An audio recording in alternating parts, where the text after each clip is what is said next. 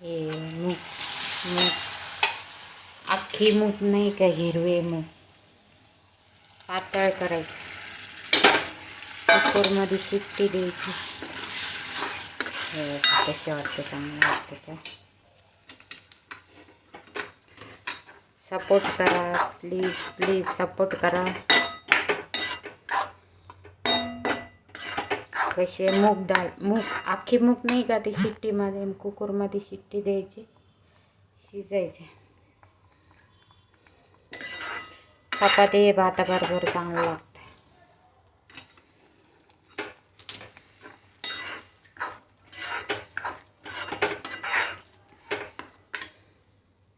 Like करा, subscribe करा, please please support करा मला.